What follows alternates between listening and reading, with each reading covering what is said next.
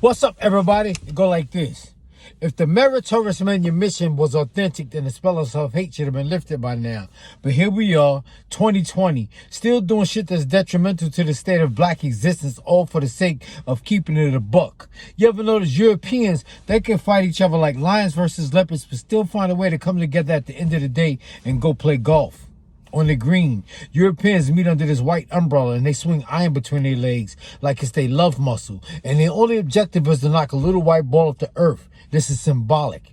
It probably started as a smear campaign, turned into a game, but now it's a sport. Thinking back, the only truth that I was ever taught in public school was math. Everything was white people's side of the story. That's why history is classified as his story. All the flavor that black people gave this country to help make it great is always erased. And it makes like we fell from the sky and we landed into slavery. And then we jumped and marched across the Edmund Pettus Bridge for the right to sit on the same toilet seat with white people. That's because in America, racism is a religion. Religion is a Ponzi scheme. And a good way to tell you going through a rough neighborhood is when you see a lot of churches. There's usually 2 or 3 in one block. The block is always lopsided, and this is precarious in its foundation because you could give money to the church, but it don't circulate. The pastor got a smile at his face, and everybody in the community is crying broke, but the church is the only institution that's stacking cake. But there are levels to this shit. Think about it. When immigrants go to another country, they do it for a better way of life, right? But if that's the case, then you can't say the same thing about my forefathers. A better way of life was built up their back. In fact, many came to this country the way convicts go to court. Their hands and feet were fettered to the ground down in the bowels of a slave ship like cheap fish. Saltwater seasick and suffocating from the stench of their own excrement. Now, wait a minute. Immigrants don't travel like this. We was being treated like hostages and getting smoked like sausages in a tight ship shipped across the earth for 2 purposes: to supply comfort and wealth for European nations. But even inside of a race, there's a race. It's for the white people that come in last. They're described as trash and used as buffers to keep black people in their place. But on any given day, all they got to do is shave and bathe and put on a suit and tie, and they fit right back into the upper crust of society. And we spend so much time looking up to them because we spend too much time looking down at each other. But then again, there are levels to this shit. It was Tricky Dick Richard Nixon that classified single black mothers as welfare queens. He championed his message to make it seem like all of America's economical problems were black folks' fault. But how so? And what I don't get is how school books always find a way to omit how black folks was brought to this country against their will and used as free labor to fulfill white people's dream of life, liberty, and the pursuit of property.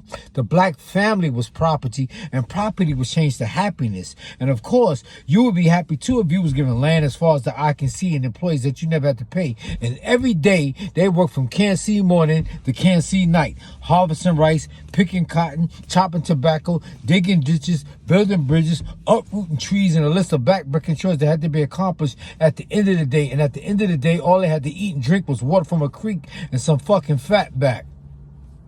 I grew up in Harlem on a cobblestone street across the street from this mansion. Now, this mansion sat on this plantation overlooking the colonial housing projects. This was 1973. I remember vividly watching a black and white TV that colored black people lazy. And this is a lie, because hard work was called nigger work. And white people did not believe in getting their hands dirty with black people around because that would have leveled the playing field. And equality was unheard of back then. And today, equality is hypocritical. Why is it hypocritical? Cause how we gonna play tit for tat in a capitalistic society when you don't own nothing, you don't control nothing, and nobody depends on you for anything except the criminal justice system? In my opinion, this is one of the reasons why public schools look like prisons. It's a form of conditioning and social engineering. I was in IS-10 and 154 before the metal detectors came, and Cops and Robbers was a game we played because we were in the early stages of a mental illness that will later be described as, boy, is you crazy? What else would you call it when you think black people got the liberty to play with toy pistols in the park like white children do? Because you and I know that's a big mistake, because if the cops show up, the family got to take action and make funeral arrangements. But then again, there are levels to this shit. That's me, y'all. I got a new book that'll be out soon, but for now, I'm still pushing my other ones. This one is called Corner Stores in the Middle of the Block. This one is called Don't Beat Your Children or They'll Turn Out Like Me. I got another one down there somewhere, but I don't want to dig for it. I already packed it up.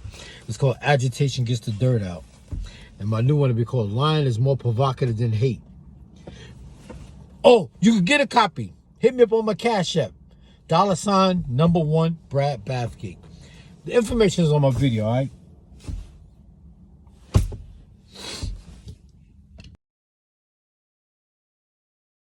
What's up, everybody? These are my two books that self-published. Why don't you use your Cash App and get a few copies? Or if you'd like to know more, just inbox me, all right? Later.